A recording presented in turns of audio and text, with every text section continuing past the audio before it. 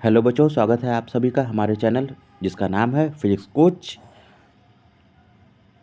आज हम लोग इस वीडियो में chapter 4 structure of atom class 9 science के से संबंधित ढेर सारे मल्टीपल चॉइस क्वेश्चन को सॉल्व करेंगे।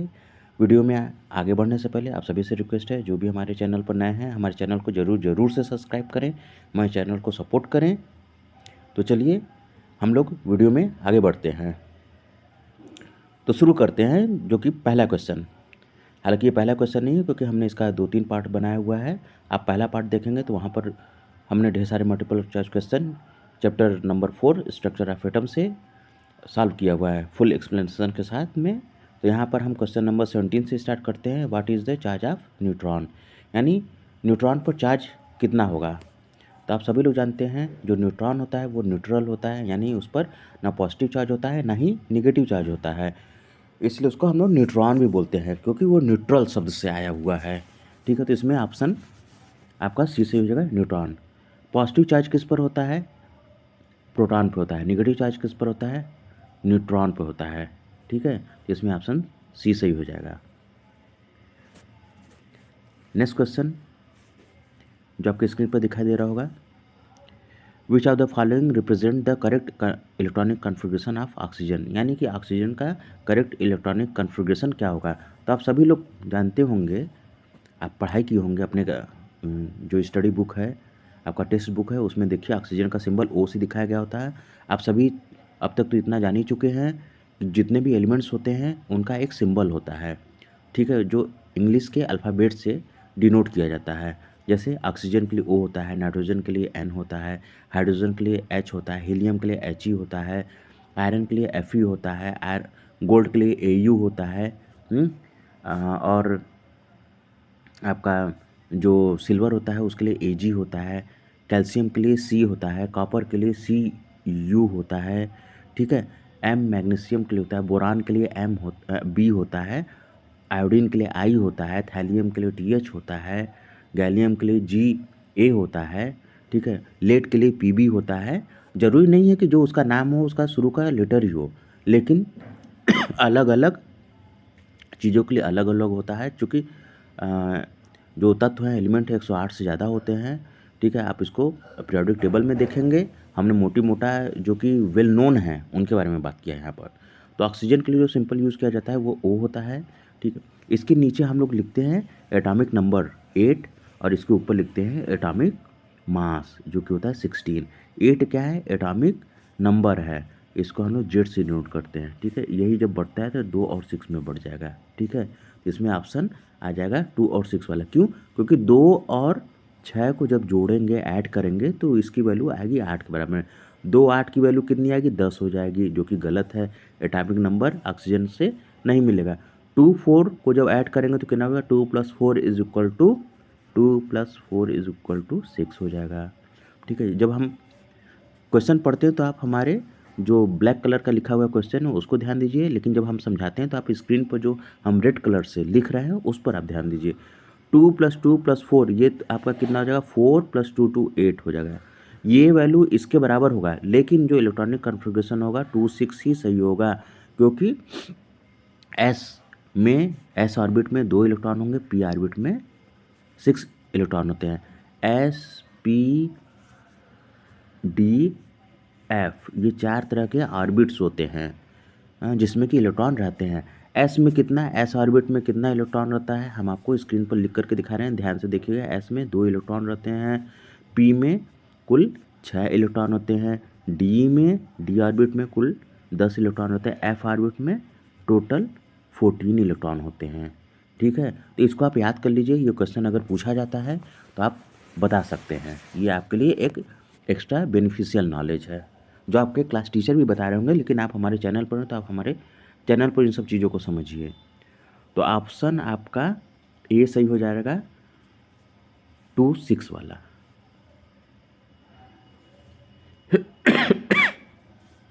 नेक्स्ट क्वेश्चन आपके स्क्रीन पर दिखाई दे रहा होगा।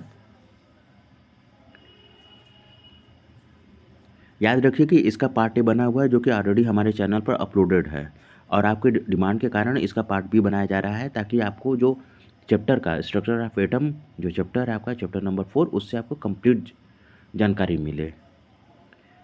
Who discovered the electron, electron को किसने डिस्कवर किया था? तो आप सभी लोग जानते हैं जे थॉमसन ने इलेक्ट्रॉन को डिस्कवर किया था। ठीक है, इलेक्ट्रॉन को डिस्कवर करने का जो श्रेय जाता है वो जे थॉमसन को है। आपको यहाँ पर हम एक फार्मूला बताते हैं जिससे कि आप लोग जान जाएंगे। बड़ा फनी फार्मूला है कि इलेक्ट्रॉन प्रोटॉन न्यूट्रॉन को खोज करने वाले जो इन्वेंटर थे जिनने इसकी डिस्कवरी की थी उनका नाम बहुत ईजिली आपको याद रहेगा। ठीक है बच्चों, हम आपको स्क्रीन पर लिख करके दिखाते हैं। पहले हम जो लिखा हुआ था उसको मिटा देते हैं। अब आप हमारे जो ब्लैंक स्क्रीन है इस पर आप ध्यान दीजिए, रेड कलर से हम लिखेंगे ईंटा, ईंटा पर नाचे। इस फार्मूला को आप याद कर लीजिए। ठीक है, ई से इलेक्ट्रॉन, टा से थॉमसन, जे थॉमसन ने इसका खोज किया था। प से प्रोटॉन, र से रदरफोर्ड, अर्नेस्ट रदरफोर्ड ने प्रोटॉन का खोज किया था। न से न्यूट्रॉन, च से चैडविक, चैडविक ने न्यूट्रॉन का खोज किया था।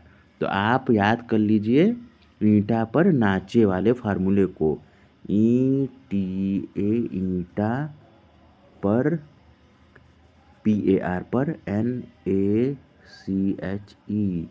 ठीक है, ई से इलेक्ट्रॉन, TA से थॉमसन, P से प्रोटॉन, R से रदरफोर्ड, N से न्यूट्रॉन, CH से चैडविक। ठीक है, इस फार्मूला को याद कर लीजिए। ये बहुत ही मज़ेदार फार्मूला है बच्चों, ये आपको दूसरे चैनल पर कहीं पर भी नहीं मिलेगा। इसीलिए हम बार बार बोलते हैं हमारे चैनल को ज़रूर से सब्सक्राइब कीजिए और अपने साथ वाले बच्चों को सबको इसके बारे में बताइए, शेयर कीजिए, वो लोग भी इस वीडियो से फ़ायदा उठा सकें। नॉलेज हमेशा शेयर करने वाली चीज़ होती है, इसको छिपाया नहीं जाता है। जितना नॉलेज को शेयर करेंगे आप अपने दूसरे दोस्तों से, चाहे तो हमारे जो ये PDF है हमारे वीडियो से, अब अपने दूसरे दोस्तों से क्वेश्चन पूछिए।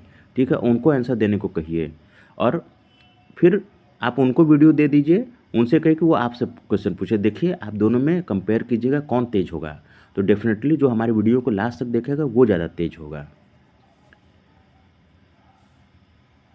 आप इससे क्विज भी खेल सकते हैं।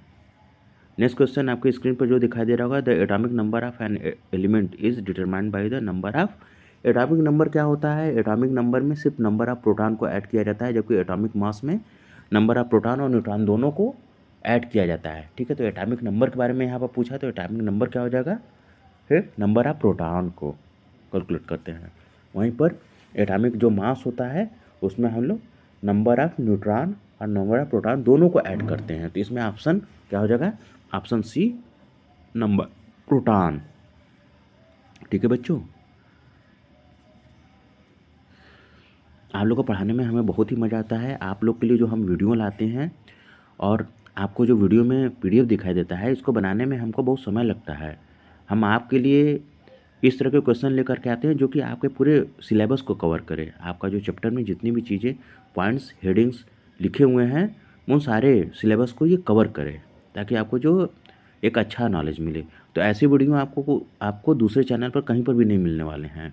ये हमारा चैनल डेडिकेटेड है मल्टीपल चॉइस क्वेश्चन, फिजिक्स और साइंस के क्विज़ के लिए। आप हमारे चैनल पर देखिए, class 11th physics, class 12 physics, class 10 science से रिलेटेड ढेर सारे सैकड़ों वीडियो बने हुए हैं।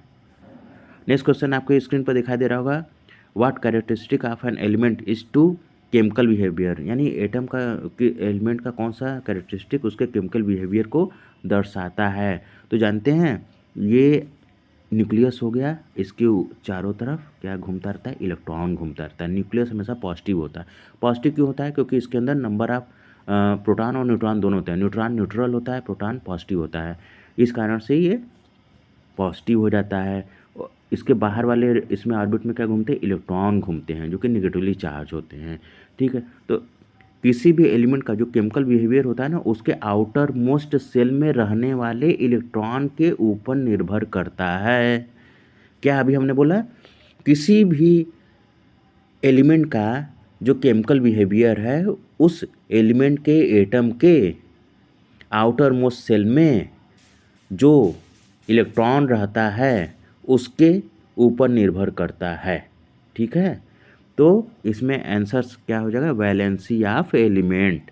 साइज ऑफ एलिमेंट पर नहीं डिपेंड करता है केमिकल बिहेवियर किसी भी एलिमेंट का उसके आउटर मोस्ट सेल में कितने इलेक्ट्रॉन रह रहे हैं उसके ऊपर डिपेंड करता है। याद कर लीजिए, बार बार मैं इसको बता रहा हूँ। साइज ऑफ एलिमेंट पर नहीं करेगा, मोलर मास ऑफ एलिमेंट पर नहीं करेगा, नन ऑफ दिस का तो कोई मतलब ही नहीं है। Option B valency of element, उसी को उसका वैलेंसी बोलते हैं। वैलेंसी क्यों बोलते हैं, क्योंकि यही आपस में जो इलेक्ट्रॉन होते हैं या तो टूट करके एटम से अलग हो जाएंगे। जब टूट करके अलग हो जाएंगे तो एटम क्या होगा, पॉजिटिव हो जाएगा। ठीक है, यानी एक एनायन बनाएगा, पॉजिटिव आयन बनाएगा। ठीक है, जब इलेक्ट्रॉन उसी एटम के साथ ऐड हो जाएगा एक्स्ट्रा तो वो क्या कैटायन बनाया जाएगा, उसको बोलेंगे निगेटिव आयन। ठीक है, आयन और दूसरे का जब शेयर करते हैं तो अलग अलग बॉन्डिंग बनाते हैं। ठीक है, तो ये जो आउटर मोस्ट सेल में इलेक्ट्रॉन होता है ना, उसको नॉर्मल इलेक्ट्रॉन ना बोल करके वैलेंस इलेक्ट्रॉन बोलते हैं। क्या बोलते हैं, वैलेंस इलेक्ट्रॉन। ठीक है, उस वैलेंसी के कारण ही केमिकल बिहेवियर किसी भी एटम का संभव हो पाता है। नेक्स्ट क्वेश्चन आपके स्क्रीन पर दिखाई दे रहा होगा, which statement does not align to the properties of isotope. कौन सा निम्नलिखित में से तथ्य है जो कि आइसोटोप के प्रॉपर्टी को सही नहीं दर्शाता है। तो ऑप्शन है some element isotope are radioactive, ये सही होता है। ठीक है, और हमको यहाँ नहीं, जो गलत तथ्य है उसी के बारे में जानना है। Isotope consist of atom belonging to same element, बिल्कुल सही है। Isotope vary in neutron count, गलत, ये गलत है। नहीं, वेरी न्यूट्रॉन काउंट ये सही है। Isotope possesses similar chemical property, isotope जो होते हैं सिमिलर प्रॉपर्टी शो करते हैं, बिल्कुल सही बात है। क्यों, क्योंकि जो आइसोटोप्स होते हैं उनका जो एटॉमिक नंबर होता है सबका सेम होता है। एटॉमिक नंबर सेम होने के कारण उसमें जो उसका आउटर मोस्ट सेल में इलेक्ट्रॉन होंगे उनकी संख्या बराबर होगी। अगर उनकी संख्या बराबर होगी तो उनका केमिकल बिहेवियर भी सेम होगा। तो इसमें ऑप्शन बी सही हो जाएगा, isotope are some of different element. ठीक है, तो इसमें ऑप्शन है the consist of atom belonging to the same element, तो इसमें ऑप्शन बी सही हो जाएगा। नेक्स्ट क्वेश्चन हम आपके आगे बढ़ते हैं। नेक्स्ट क्वेश्चन को हम लोग पढ़ते हैं। क्वेश्चन को छोटा कर देते हैं क्योंकि बहुत ही लंबा लिखा हुआ है। Question, between sulphur with atomic number 16 and chlorine Cl with atomic number 17, यानी जो सल्फर का एटॉमिक नंबर है वो क्या है, 16 है। आप अब हम समझा रहे हैं तो आप स्क्रीन पर ध्यान दीजिए, जो रेड कलर से हम लिख रहे हैं। ठीक है, सल्फर है ऐसे, जिसको हम लोग लिखते हैं, सल्फर को हम जब कहीं पे दिखाते हैं तो ऐसे दिखाते हैं।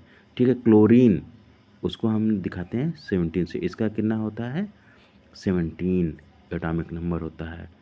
विच इज़ मोर रिएक्टिव, तो इसमें क्लोरीन हो जाएगा। क्लोरीन जानते क्यों हो जाएगा, क्योंकि इसमें आड नंबर ऑफ इलेक्ट्रॉन है। इसमें क्या है, इवन नंबर ऑफ इलेक्ट्रॉन होते हैं। जो आड नंबर ऑफ इलेक्ट्रॉन होंगे ना वो ज़्यादा रिएक्टिव होते हैं as compare to even number of electron से। ठीक है, तो स्क्रीन पर जो हम आपको लिख रहे हैं ना इस पर फोकस कीजिए। सल्फर में 16 यानी 16 है, क्लोरीन में 17 है। हाँ, तो क्या हो जाएगा, ये इवन नंबर है ना, तो इसमें एक इलेक्ट्रॉन जो अनइवन है ना, इवन है अनइवन है, ऑड है ना, उसी के कारण से इसकी रिएक्टिविटी या केमिकल रिएक्टिव, ये ज़्यादा केमिकली रिएक्टिव होंगे। नेक्स्ट क्वेश्चन आपके स्क्रीन पर दिखाई दे रहा होगा, which element does not demonstrate electrovalency. कौन सा एलिमेंट है जो इलेक्ट्रोवैलेंसी नहीं करता है, तो इसमें कार्बन हो जाएगा। कार्बन इलेक्ट्रोवैलेंसी नहीं शो करता है कोवैलेंट बॉन्डिंग के कारण। नेक्स्ट क्वेश्चन आपके स्क्रीन पर दिखाई दे रहा होगा, इसको हम लोग पढ़ लेते हैं। ठीक है, which statement about the atom structure is incorrect, यानी निम्न में कौन सा स्टेटमेंट या तथ्य एटम के स्ट्रक्चर के बारे में गलत है लिखा गया। तो पहला हम लोग पढ़ते हैं, the majority of atoms mass is concentrated in nucleus, तो ये तथ्य सही है। इसमें बोला जा रहा है कि जो एटम का मास होता है वो उसके न्यूक्लियस के केंद्र में ही रहता है ज़्यादातर, तो ये बात सही है। एटम के केंद्र में क्या होते हैं, प्रोटॉन प्लस न्यूट्रॉन होते हैं, जबकि उसके आउटर मोस्ट ऑर्बिट में इलेक्ट्रॉन घूमते हैं। और जो इलेक्ट्रॉन का मास होता है वो कितना होता है, 9 पॉइंट, स्क्रीन पर देखिए अब आप लोग, 9.1 इंटू 10⁻31 kg, जबकि प्रोटॉन का जो मास होता है 1.6725 इंटू 10⁻20 kg। इसी तरह न्यूट्रॉन का तो 1.6 इंटू 748 10⁻27 kg होता है, ठीक है। तो इलेक्ट्रॉन और न्यूट्रॉन प्रोटॉन के मास में जो डिफरेंस होता है वो 1000 गुना से ज़्यादा होता है। एक्चुअल में किसी भी प्रोटॉन या न्यूट्रॉन से जो इलेक्ट्रॉन होता है वो 2000 गुना यानी 2000 टाइम हल्का होता है, ठीक है। तो इसमें ऑप्शन ए है वो आपका सही हो जाएगा। ऑप्शन बी देखते हैं, सेकेंड स्टेटमेंट देखते हैं, the atom is under consider करते हैं, the atom is individual particle. Atom individual particle है, नहीं ये गलत है। एटम रिएक्ट भी तो करता है, मॉलिक्यूल्स भी तो बनाता है, तो ये गलत स्टेटमेंट है। The atom overall is neutral, ठीक है, एटम ओवरऑल न्यूट्रल होता है, नहीं एटम पूर्ण रूप से न्यूट्रल नहीं कहा जा सकता है, क्योंकि इसमें जो number of negative ion charge होते हैं और नंबर ऑफ पॉजिटिव चार्ज ये अलग अलग जगहों पर बटे होते हैं। फोर्थ है all atom are stable in their basic state, यानी सारे एटम स्टेबल होते हैं, उनको तोड़ा फोड़ा नहीं जा सकता है अपने बेसिक स्टेट में, नहीं, वो वेरिएबल होते हैं, उसमें इलेक्ट्रॉन का जो एक्सचेंज होता रहता है, ठीक है।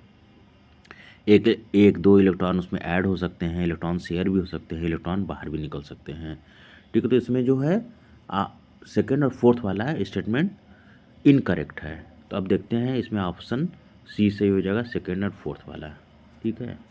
आपको ऑप्शन दिखाई दे रहा होगा, लेकिन हमको ऑप्शन आंसर देखना नहीं है, बल्कि आंसर को समझना है। हमारा ऑब्जेक्टिव है आंसर को समझना और समझाना, ताकि हमको डेप्थ नॉलेज हो सके किसी चीज़ का, detail knowledge. Who propose the concept of fix energy level around the nucleus. Fix energy level nucleus के चारों तरफ होता है, वो किसने बताया था, ये कहाँ से बताया गया था, प्लेनेटरी मॉडल ने ही इसको शो किया था। जैसे सूरज के चारों ओर, सन के चारों ओर अर्थ, वीनस, मरकरी ये सब घूम रहा है, उसी तरह एटम के अंदर एक न्यूक्लियस होता है, उसके चारों ओर इलेक्ट्रॉन घूमते रहते हैं। ये मॉडल किसने दिया था, नील्स बोहर ने, ठीक है। या आपके जो टीचर होंगे कुछ प्रोनाउंस करेंगे नाइल बोहर या नाइल बोर, या कोई बोलेगा नील्स बोर, कुछ लोग बोलेंगे नील्स बोहर, कुछ लोग बोलेंगे नाइल बोहर, ठीक है। तो डिफरेंट टीचर डिफरेंट प्रोनाउंसिएशन करेंगे, तो आपको उससे कंफ्यूज नहीं होना है, ये सब एक ही चीज़ है। तो नील्स बोहर ने प्लेनेटरी मॉडल ऑफ एटम प्रस्तुत किया था, बताया था लोगों को, ठीक है। तो इसी के बारे में क्वेश्चन में पूछा जा रहा है, जिसमें ऑप्शन बी सही हो जाएगा, नाइल्स बोहर। नेक्स्ट क्वेश्चन आपके स्क्रीन पर दिखाई दे रहा होगा छोटे बच्चों, what prevent an atom for collapsing, मतलब एटम को कोलैप्स करने से क्या रोकता है। बड़ा अच्छा क्वेश्चन है, क्वेश्चन पर ध्यान दीजिए छोटे बच्चों। पूछा है एटम को कोलैप्स करने से क्या रोकता है, the nuclear force, movement of electron in discrete energy level, the electron repulsion, all of this. तो इसमें movement of electron in discrete energy level जो होगा उसके कारण ये रुकता है। आप लोग जानते होंगे जो इलेक्ट्रॉन होता है, जो एटम होता है, उसके न्यूक्लियस में प्रोटॉन होता है और न्यूट्रॉन होते हैं, वहाँ इलेक्ट्रॉन नहीं होता है। अगर इलेक्ट्रॉन होता है तो वहाँ पर क्या होता है, प्रोटॉन और इलेक्ट्रॉन मिल करके नष्ट हो जाते हैं, एटम ना रह के कनस्तर बन जाता है, समझ गए बच्चों। तो ऐसा नहीं होता है, वो कभी नष्ट नहीं होता है। तो ये उसको कोलैप्सिंग को रोकने के लिए होता है, क्योंकि जो इलेक्ट्रॉन होता है अलग अलग एनर्जी स्टेट में घूमता रहता है। जैसे हम आपको फिगर में दिखा देते हैं, अब आप क्वेश्चन को मत देखिए, आप स्क्रीन पर जो हम लिख रहे हैं देखिए, ये न्यूक्लियस सपोज है, ये ऑर्बिट है। अब इसमें इलेक्ट्रॉन है जो कि घूम रहा है, ठीक है, इलेक्ट्रॉन ये घूम रहा है, तो ये अपने ऑर्बिट में घूमता रहता है। ऐसा नहीं होता है कि ऐसे इलेक्ट्रॉन घूमते न्यूक्लियस में घुस जाता है। जो ही न्यूक्लियस में घुसेगा तुरंत दोनों में बम ब्लास्ट हो जाएगा, ठीक है। प्रोटॉन इलेक्ट्रॉन आपस में लड़के ख़त्म कर देंगे एक दूसरे को, हाँ, क्योंकि दोनों में बराबर चार्ज होता है जो कि अपोजिट होता है, इक्वल है ना, अपोजिट चार्ज होता है, प्रोटॉन पॉजिटिव होता है, इलेक्ट्रॉन नेगेटिव होता है। ख़त्म कर लेंगे। तो ऐसा नहीं होता है, एटम जो होता है स्टेबल होता है। अगर ऐसा होने लगता तो सारे के सारे एटम जो दुनिया भर के हैं वो नष्ट हो जाते हैं, ठीक है, वो नष्ट हो जाते और दुनिया बहुत पहले ही ख़त्म हो गई होती। इलेक्ट्रॉन का जो एज होता है, जो आयु होता है, उम्र होता है, वो बहुत कम होता है। वहीं पर जो प्रोटॉन का एज होता है, आयु होता है, बच्चों हम आपको बता दें, गूगल पर सर्च कर लीजिएगा, ये लाख अरबों खरबों साल होता है। तकरीबन ये इनफाइनाइट स्टेट में होते हैं, ठीक है, कभी नष्ट नहीं होते हैं प्रोटॉन, ठीक है। इसमें ऑप्शन बी सही हो जाएगा, movement of electron in discrete energy level. Next question आपके स्क्रीन पर दिखाई दे रहा होगा, जो कि chapter number 4 structure of atom से जुड़ा हुआ है। और हमारे चैनल का नाम आप याद कर लीजिए, फिजिक्स कोच है। और ऐसा चैनल आपको मिलने वाला नहीं है, ठीक है। इसलिए जल्दी से जल्दी इस चैनल को, वीडियो को लाइक कर दीजिए, चैनल को सब्सक्राइब कर दीजिए, चैनल को अपने दोस्तों के साथ शेयर कीजिए, क्लासमेट्स के साथ शेयर कीजिए, जो आपके हॉस्टल में रहने वाले बच्चे हैं, रूममेट्स के साथ शेयर कीजिए, जो कोचिंग में पढ़ने वाले बच्चे हैं, कोचिंग मेट्स हैं, उनके साथ शेयर कीजिए, ताकि इस चैनल का फ़ायदा सब लोग उठा सके। हम जो क्वेश्चन है बहुत ही ध्यान से बना बना के लाते हैं आपके लिए। विच पेयर रिप्रेजेंट आइसोबार, कौन सा आइसोबार? तो आइसोबार क्या होता है? आइसोबार वो एलिमेंट्स होते हैं जिनका एटॉमिक मास सेम होता है, ठीक है। अब हम आपको थोड़ा सा क्वेश्चन पर देखिए, ऑप्शन जो दिया गया है, पहले में क्लोरीन है, दूसरे में आर्गन है, कैल्शियम है, तीसरे में कार्बन कार्बन लिखा हुआ है ना। ये देखिए जो छोटा सा लिखा है 17 जो लिखा है ना, 17 लिखा है, ये क्या है? एटॉमिक नंबर है। ऊपर क्या जो 35 37 है ना, ये एटॉमिक मास है। तो जिसका जिसका आइसोबार क्या होता है? जिसका एटॉमिक मास सेम होगा उसे बोलते हैं आइसोबार। तो इसमें देखिए आर्गन और कैल्शियम का 40-40 लिखा है ना, 40-40 इंग्लिश में जिसको बोलते हैं 40-40, तो ये क्या हो जाएगा? आइसोबार हो जाएगा, ठीक है। तो इसमें ऑप्शन बी सही हो जाएगा। जबकि जो ये है कार्बन है, ये देखिए आइसोटोप्स हैं। ऊपर क्या है? आइसोटोप्स है। देखिए अब आपको दिखने लगा साफ साफ, जो हमने हटा दिया, ठीक है। ये देखिए आइसोटोप्स है, क्लोरीन का आइसोटोप्स है, ठीक है। 17Cl35, 17Cl37, ये क्या है? आइसोटोप्स है, ठीक है। अब सी ऑप्शन देखिए कार्बन के बारे में, 6 कार्बन 12, 6 कार्बन 14, तो ये दोनों आइसोटोप्स हैं, ठीक है, ये आइसोटोप्स है। और जबकि ये क्या है? आइसोबार है। इसमें क्या है? 18 आर्गन 40 एंड 20 कैल्शियम 40, ठीक है। सॉरी, ये जो सी सी 6C12 है, 14 है ना, ये रेडियो एक्टिव है, ये रेडियो एक्टिव मटेरियल है, इसे दूर रहना चाहिए। वातावरण में यानी इन्वायरमेंट में अगर एक पार्ट कार्बन होगा ना, तो ये जो होगा C12 ना, इसका शायद 10⁻⁻12 पार्ट सी होता है, बहुत कम होता है। नेक्स्ट क्वेश्चन आपके स्क्रीन पर दिखाई दे रहा होगा, पढ़ देते हैं। Which statement is incorrect regarding observation in Rutherford alpha particle scattering experiment? तो ये चैप्टर तो आप लोग जान ही रहे हैं, स्ट्रक्चर ऑफ एटम है, यानी एटम के स्ट्रक्चर से जुड़ा हुआ है। रदरफोर्ड ने एक एक्सपेरिमेंट किया था जिसको अल्फा पार्टिकल स्कैटरिंग एक्सपेरिमेंट बोला जाता है। उसमें उसने क्या था कि जो सोने का फॉइल होता है, यानी गोल्ड फॉइल को लेकर के उस पर अल्फा पार्टिकल का बॉम्बार्डमेंट कराया था, उसको उस पर गिराया था। गिराने के बाद देखा कि उसमें क्या क्या हमको ऑब्जर्वेशन मिले हैं, तो उसी को बोला जाता है Rutherford alpha particle scattering experiment, ठीक है। तो उसी से उसको पता कि जो एटम का न्यूक्लियस होता है वो बहुत ही छोटे से पार्ट्स में होता है, जबकि इलेक्ट्रॉन उसके चारों तरफ घूमते रहते हैं। ऑलमोस्ट जो एटम होता है वो हालो होता है, यानी खोखला टाइप का होता है। तो अब देखिए ऑप्शन हम पढ़ते हैं। ऑप्शन ए है some alpha particle rebound their hitting the gold foil, ठीक है। तो इसमें हम लोग को इनकरेक्ट करना है, तो इसमें ऑप्शन ए ही इनकरेक्ट है, ठीक है। Some alpha particle deflected from their path, ये सही है, ठीक है।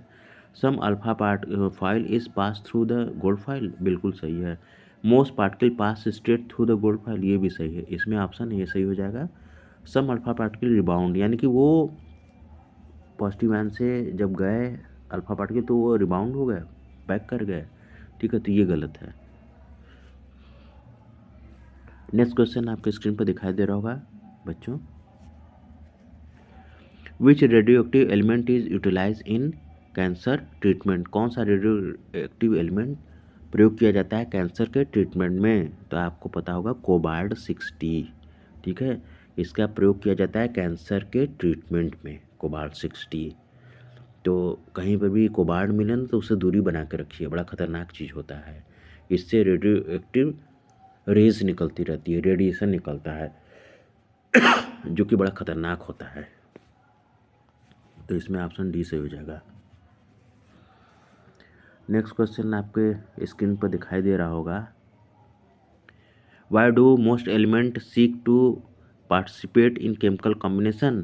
तो ऑप्शन ए है to gain more electron, to achieve inert gas configuration, to complete their octane, to complete their inner cell. तो इसमें ऑप्शन जो सेकंड और थर्ड है ये दोनों आपका सही है, ठीक है, to achieve inert gas configuration, to complete their octane.